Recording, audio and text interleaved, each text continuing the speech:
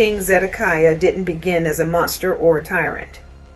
He began as something far more tragic, a weak man placed in a position requiring strength. He was the final king of Judah, placed on the throne by Nebuchadnezzar of Babylon. But Zedekiah didn't lead with conviction. He led with fear.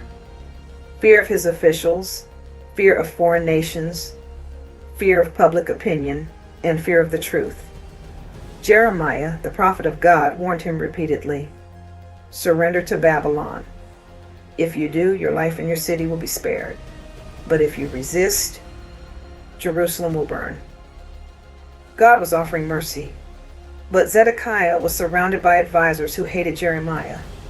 They called Jeremiah a traitor, accused him of weakening the morale of the soldiers, and told the king everything he wanted to hear. Zedekiah listened to them more than to God. Jeremiah was beaten, imprisoned, thrown into a muddy cistern, where he sank waist deep in filth. And still, Zedekiah came to him secretly, whispering, "Is there any word from the Lord?" Jeremiah repeated the same message: surrender, live, resist, die. But Zedekiah couldn't bring himself to obey. He feared the Jewish people who had already defected to Babylon. He feared humiliation.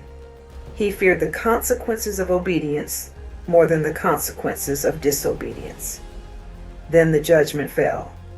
Babylon invaded. The walls of Jerusalem cracked like clay. Fire spread through the streets. Soldiers tore through the city. The temple, the very place of God's dwelling, was burned to the ground. Zedekiah tried to escape at night, slipping out through the king's garden. But he was caught on the plains of Jericho.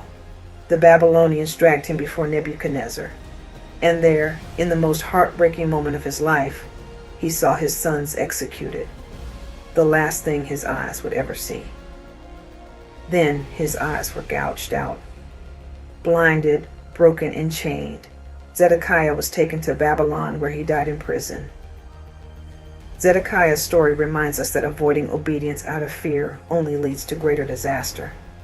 It also shows that a leader who refuses to listen to God becomes a prisoner of his own fears and loses what he was trying to protect.